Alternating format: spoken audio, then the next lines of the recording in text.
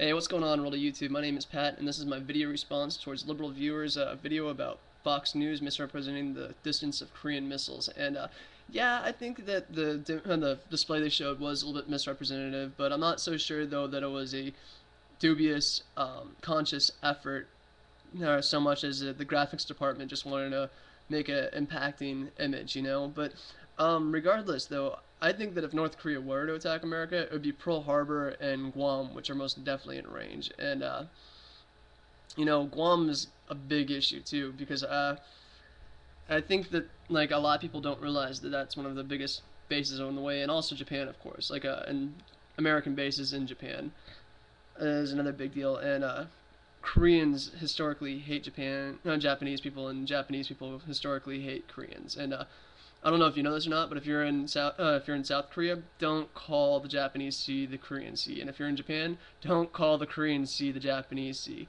They're very hot-blooded about it, and they actually warn you about that. That it's a cultural debate that they get hot about. Anyways, but no, I mean, North Korea is a very rogue nation, and they are literally dangerous. You know, I mean, whenever you look at uh, international statistics of like infant mortality and things like that, like North Korea is one of the last places on the entire face of the planet that's still etched out in blackness. And like they are developing nuclear warheads, they have set them off. They are developing long-range missiles, and I can't play the ostrich game with this, you know. And just because I'm left wing doesn't mean that I have to be anti-military. I was in the military, and there's a lot of left wing people in the military, and yeah, America counts for 45% of the world's military, but we're also a massive, massive country. And I don't know.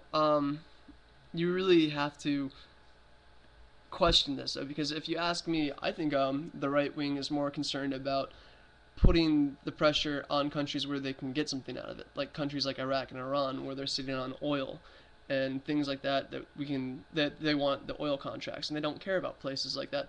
I mean, that's one of the reasons why I wanted to vote for Obama, because McCain said, I will go to Iran. Obama said, I will go into Pakistan, and I will go kill the motherfuckers who started 9/11, or were behind 9/11. And it's not just there, man. It's in the southern Philippines. I mean, the Filipino government is begging us for come in there and help them, like, eradicate Al-Qaeda in the southern island chains. And they are there. And same with India and Laos. And, like, Laos is the drug triangle of the world. That's where all the poppy fields are, and like around that area, and that's what funds Al Qaeda. It is, man, and these are the genuine enemies. These are the people who came in and killed our people, and it's an attack, and we have to have national defense on some kind of scope, and that they are an enemy of our state, and we have to defend ourselves. Also, I think it's a little bit ignorant to say, well, we don't want orbital technologies because that's the next Greek fire. And if we don't have it, somebody's gonna have it, you know. And you can't will it away by just ignoring it. You can't ignore technology, especially as it progresses. And the fact of the matter is, the next Greek fire isn't about mass destruction. It's gonna be about precision. And yeah, we're gonna have missile defenses probably that are orbital, and it's an inevitability. And we're gonna have anti-ballistic missiles and things like that.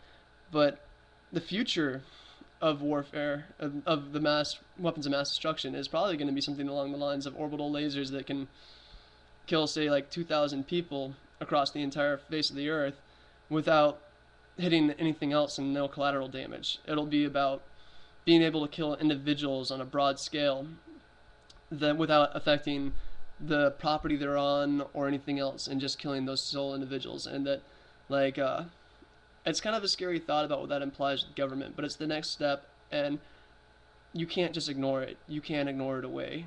I mean, it's industrialization, it's inevitable, and I don't appreciate painting the left wing as being anti-military also. I do think that the military-industrial complex is a huge issue. I think that Boeing needs to get ripped off the tits of the American people, and that I'm sick and tired of them releasing inferior products and technologies just because they happen to be somebody's buddy. And I'm sick and tired of denying proper technologies such as missile defense for tanks just because the company who happens to do it is a British company and not an American company. And I'm sick and tired of, like, a lot of things, though. I'm sick and tired of the fact that you want to talk about how bad the state of our military industrial complex is. Consider this.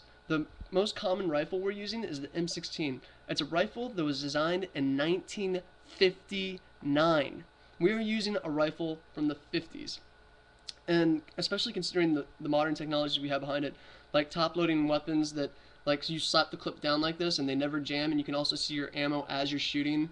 Rear stock whatchamacallit, barrels, that the barrels come all the way to the shoulder and not halfway through the gun, so that it means that it'll be half the length and just as accurate and weigh much less. And like just thing upon thing upon thing upon thing that we can do to improve the rifle. But no, we're still using a rifle from the 1959, and that really should tell you about how bad and the pocket of like unionization and military industrial complex it is. And that it also works in the sense that the people who decide what technologies we're going to be using are the people who are going to be looking for jobs in the military industrial complex, and that's a huge issue.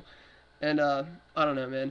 It's too big of a ball of yarn to start like being able to pick through. But I don't appreciate it when liberals are painted as anti-military and left wings and Democrats. Because we're not anti-military. We're not necessarily against war. We're against unnecessary war. And don't try to speak for me and say otherwise. And that combat is an inevitability from time to time, and it is necessary from time to time.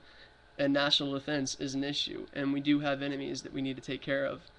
But I actually kind of like it when we acknowledge that North Korea is a whacked out rogue nation, because I feel like it's always being passed up. Anyways, I find myself talking in circles here, and I'm not really going anywhere else with it. So I guess thanks for watching, and let me know if anybody disagrees. And I guess I'll watch some more liberal viewer, even if I don't necessarily agree with it all the time. Have a good day.